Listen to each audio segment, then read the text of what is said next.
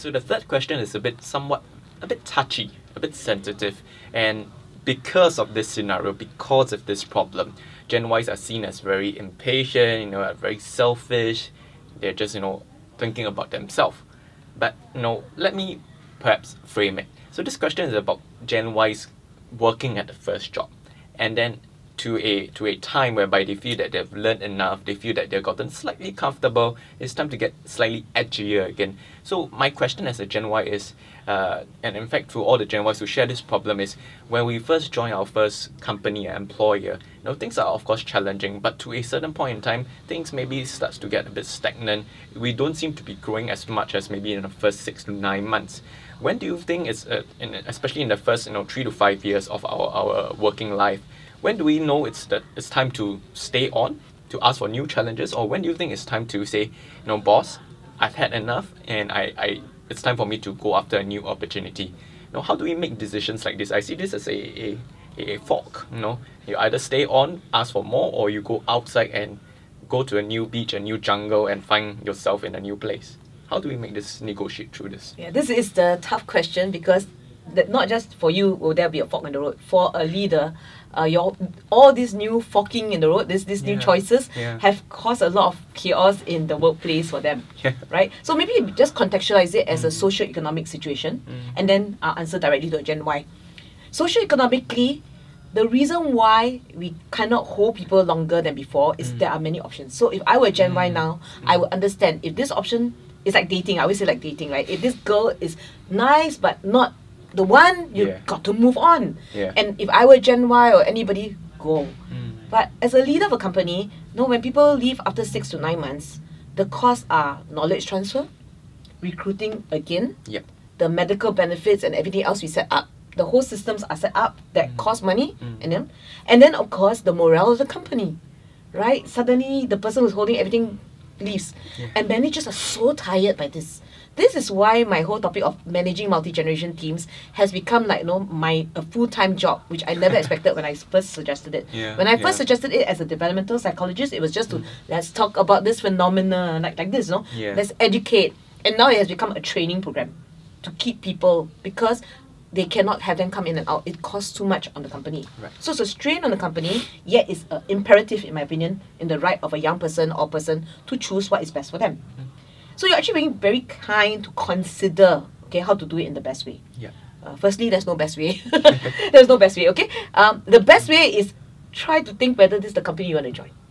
So I want to tell a story in this context. I have a very high-performing student council president who joined one of the logistics company, one of the biggest logistics companies, and she joined it because as she graduated from university, everybody told her she had to have a job. So she took the job. But inside her, she knew she wasn't going to stay. $4,500 a month, fresh graduate, with transport allowance. Wow. They were giving her training because they wanted to shine, grow quick. And all the time she was telling me, Marion, I want to leave. I said, I think you should leave. But the money is so good. And I have no job yet. So I'm staying because my parents said you can't job. No, don't jump here until you have another job. But goodness, she's sitting on a job that someone else should have. Right? So the main thing is, there is no good time. If you know it's not a good job, don't join. If you know soon, to me, honestly, quit earlier. I'd rather quit in 2 months or 2 weeks than to make it harder for them, because once they adjust to you, right? So same, I'm not a Gen Y, but when I first left one of my civil service jobs that I thought I was going to commit to for the rest of my life, that thought I was going to go up career path all the way to director.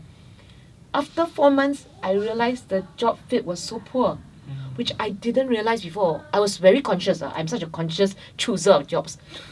But the job fit wasn't, because culturally they were not ready to change. The job and the task I could manage. The culture, which is not said out loud sometimes, really wasn't the same for me. So I left after 4 months, and they were surprised, shocked, and couldn't understand. They even tried to modify the job scope to match my needs, like part-time and all that. But in the end, it just couldn't fulfill what I wanted. So I had to leave earlier. So I'm hearing there's a few ingredients that comes, at least from whether it's a Gen Y, Gen X, baby boomer, in looking for a job. There's several ingredients of a great job. So there's the job, there's of course the culture, the people? Are there other things that we need to consider in this like whole? I see this as a buffet line sometimes. You go to a job hoping and wishing that you get as much as the repertoire of offerings a job can offer you. But what exactly constitutes this repertoire, and how do we go about deciding whether it's a job is more important, the culture is more important? How do we find out? So now I'm consulting for the Gen Y. I'm not thinking about the leaders anymore. If I were a person looking for a job, and specifically Gen Y, because of I assume less responsibilities for now. Yeah. Step one is obviously how far do you want to go and what do you want to learn. So at the given, when you all start, you're going to get a very basic salary. So there should be a lot of learning to compensate for that, right? If it's a sales job and you're going to make a lot of money, then it's compensated. Yeah. So somewhere there must be a compensation that's worth it. Okay, so there's a payback. Yeah. So learning and development is always important for a young person, because the more you learn, CV building, right? Yeah. At least that's that.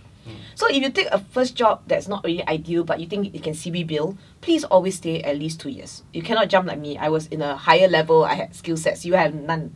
So stay for the first 2 years at least, because that's the minimum. Leaders will tell you, how can you stay for only 2 years? You must stay long.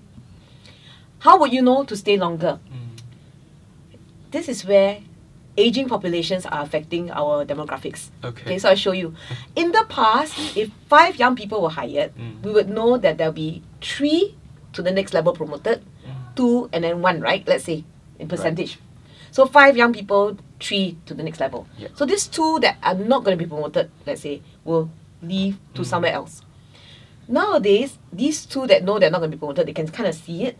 They jump earlier because they know that the next place will give them a higher salary. So there's a lot of jumping going on just for the salary change. Right? So if I were a leader, I will make sure that these 2, if I really like them, but they just can't be the 3 that promoted, I will find alternative ways to get money or recognition for them to stay. Because I would want to keep them for knowledge transfer, culture building is all in them. Right? If they're not that great, not a good match, then let them leave. But these 2 that keep jumping around will keep jumping around until they find another place that says you are going to be the next level. That golden tree, right? Now, with the golden tree, someone like Ben, a high performer, could be here but also be courted by somewhere else. I would court him, right? So then there's a whole discussion about what do you offer them that somewhere else doesn't. Correct. So the Gen Y will sit and look at that. And a lot of us as leaders are not consciously creating career plans that excite you. I admit this. We're not consciously creating career plans that excite you. And again, in the past, no one did that for us. Right? We just assumed that we'll get somewhere, and we probably didn't talk about it, and we didn't have the jobs tree and everything else to look at, money and the range. So we didn't. So leaders that are really able to turn Gen Y on would be having to create conscious career paths in the company, in the organization, to keep high performing Gen Ys. Right? So it's really interesting because some of the companies that I consult and train with, they see this golden tree, or in their words, in a high performing. In fact, they call this short form as called high pose. And really in this high pose realm or category, there's certain characteristics that really excite them. And when you talk about this word excitement, I think excitement is really a great word to use, because I think for this, at least the high performing people, they are looking for a certain challenge at work. They want to see themselves growing and really getting pushed to the edges of their comfort zone, so to speak. So it's really important to having a bit of distinction between how do we create a bit of excitement and incitement in their language, in their terms for the golden tree, as well as the people who seems to be on the kind of musical chairs, wanting to leave, wanting to stay. How do we create excitement for them? And excitement in their world, in their terms, in their language will be slightly different as well.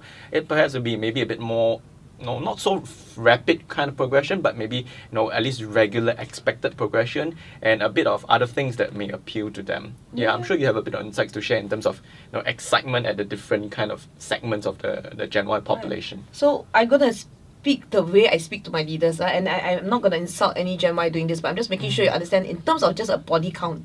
A warm body is better than no body. Okay, as a body count, right? So a ice cream parlor cannot open with nobody opening the shop.